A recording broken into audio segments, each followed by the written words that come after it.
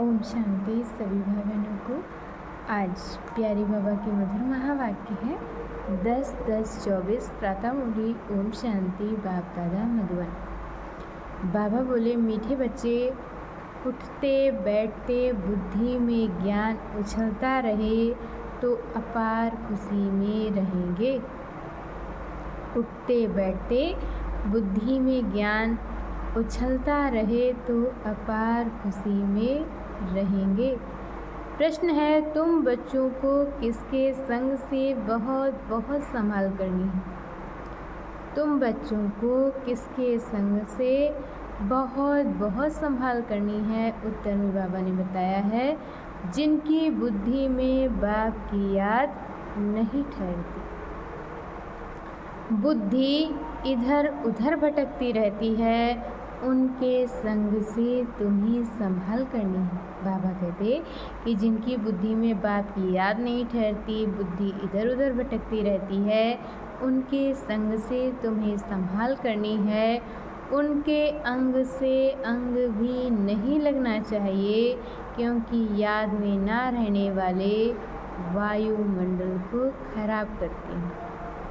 याद में न रहने वाले वायुमंडल को खराब करते हैं। दूसरा प्रश्न है, मनुष्यों को पश्चाताप कब होगा? मनुष्यों को पश्चाताप कब होगा?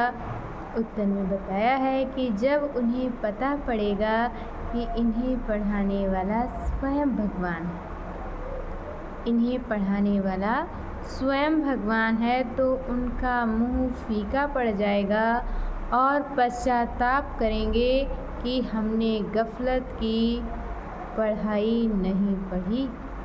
पश्चाताप करेंगे कि हमने गफलत की, पढ़ाई नहीं पढ़ी। ओम शांति। अब रूहानी यात्रा को तो बच्चे अच्छी तरह समझते। रूहानी यात्रा को तो बच्चे अच्छी तरह से समझते हैं। कोई भी हठ योग की यात्रा होती नहीं। बाबा कहते कि कोई भी हठ योग की यात्रा होती नहीं। ये है याद। याद के लिए कोई भी तकलीफ की बात नहीं। याद के लिए कोई भी तकलीफ की बात नहीं है। बाप को याद करना, इसमें कोई तकलीफ नहीं है। ये क्लास है। बाबा कहते कि ये क्लास है, इसलिए सिर्फ कायदे से बैठना होता है। तुम बाप के बच्चे बने हो। बच्चों की पालना हो रही है। कौन सी पालना? तुम बाप के बच्चे बने हो और बच्चों की पालना हो रही है। कौन सी पालना? अविनाशी ज्ञान रत्नों का खजाना मिल रहा है। बाप को याद करने में कोई तकलीफ नहीं है। बाप को याद करने में कोई तकलीफ नहीं है, सिर्फ माया बुद्धि का योग तोड़ देती है। बाकी बैठो भल कैसे? बाबा कहते कि बाकी बैठो भल कैसे भी उनसे कोई याद का ताल्लुक नहीं। बहुत बच्चे हठ योग से 3-4 घंटे बैठते हैं। बहुत बच्चे हठ योग से 3-4 घंटे बैठते हैं। सारी रात भी बैठ जाते हैं। आगे तुम्हारी तो थी भट्टी। बाबा कहते कि आगे तुम्हारी तो थी भट्टी, वह बात और थी। वहाँ तुमको धंधाधूरी तो था नहीं। वह बात और थी और वहाँ तुमको धंधाधूरी तो था नहीं, इसलिए ये सिखाया जाता था। अब बाप कहते हैं तुम गृहस्थ व्यवहार में रहो। अब बाप कहते हैं कि तुम गृहस्थ व्यवहार में रहो। धंधाधूरी भी भल करो। कुछ भी काम काज करते बाप को याद करना है। धंधाधूरी भी भल करो। कुछ भी काम काज करते बाप को याद करना है। ऐसे भी नहीं कि अभी तुम निरंतर याद कर सकते। बाबा कहते कि ऐसे भी नहीं कि अभी तुम निरंतर याद कर सकते हो। नहीं, इस अवस्था में टाइम लगता है। अभी निरंतर याद ठहर जाए। बाबा कहते कि अगर अभी निरंतर याद ठहर जाए फिर तो कर्मातीत अवस्था हो जाए। बाप समझाते हैं बच्चे, ड्रामा के प्लान अनुसार अब बाकी थोड़ा समय है। ड्रामा के प्लान अनुसार अब बाकी थोड़ा समय है, सारा हिसाब भी बुद्धि में रहता है। कहते हैं क्राइस्ट से 3000 वर्ष पहले भारत ही था। कहते हैं कि क्राइस्ट से 3000 वर्ष पहले भारत ही था, उनको स्वर्ग कहा जाता था। अभी उन्हों के 2000 वर्ष पूरे होते हैं और अभी उनके 2000 वर्ष पूरे होते हैं, 5000 वर्ष का हिसाब हो जाता है। देखा जाता है तुम्हारा नाम सारा विलायत से ही निकलेगा। बाबा कहते कि देखा जाता है तुम्हारा नाम सारा विलायत से ही निकलेगा, क्योंकि उन्हों की बुद्धि फिर भी भारतवासियों से तीखी है।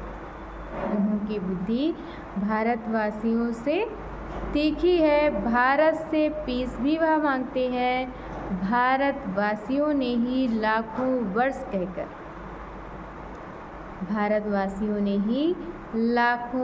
कहकर सर्वव्यापी का ज्ञान देकर बुद्धि बिगाड़ दी। अच्छा, मीठे मीठे सिकिलदे बच्चों प्रति माता पिता बाप दादा का याद प्यार और गुड मॉर्निंग। रूहानी बाप की रूहानी बच्चों को नमस्ते।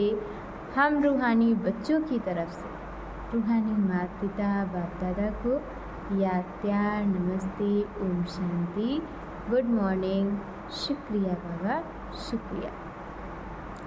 और आज बाबा ने मुरली में धारण करने के लिए मुख्य सार दिया है। पहला पॉइंट, यहाँ की कोई भी वस्तु में दिल नहीं लगानी। यहाँ की कोई भी वस्तु में बाबा कहते दिल नहीं लगानी है, देखते हुए भी नहीं देखना है।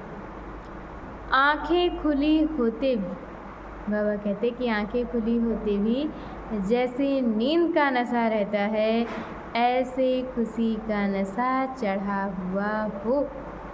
और दूसरे पॉइंट में बताया है सारा मदार पवित्रता पर। सारा मदार पवित्रता पर है, इसलिए संभाल करनी है कि पतित के अंग से अंग ना लगे। पतित के अंग से अंग ना लगे। स्वीट बाप और स्वीट राजधानी के सिवाय, स्वीट बाप और स्वीट राजधानी के सिवाय और कोई याद ना आए। और आज बाबा ने हम बच्चों को वरदान दिया है, हद की इच्छाओं को छोड़ अच्छा बनने वाले इच्छा मात्रम अविद्या भव। हद की इच्छाओं को छोड़ अच्छा बनने वाले इच्छा मात्रम अविद्या भव। मन में कोई भी हद की इच्छा होगी तो अच्छा बनने नहीं देगी। बाबा कहते हैं कि अगर मन में कोई भी हद की इच्छा होगी तो वो इच्छा हमें अच्छा नहीं बनने देगी। जैसे धूप में चलते हो तो परछाई आगे जाती है, उसको अगर पकड़ने की कोशिश करो तो पकड़ नहीं सकते। धूप में अगर चलते हैं तो परछाई आगे जाती, अगर फिर उसे पकड़ने की कोशिश करते हैं तो पकड़ नहीं सकते। पीठ करके आ जाओ। बाबा कहते कि पीठ करके आ जाओ तो परछाई पीछे पीछे आएगी।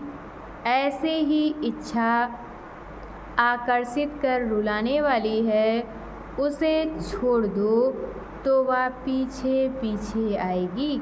मांगने वाला कभी भी संपन्न नहीं बन सकता। बाबा कहते कि मांगने वाला कभी भी संपन्न नहीं बन सकता।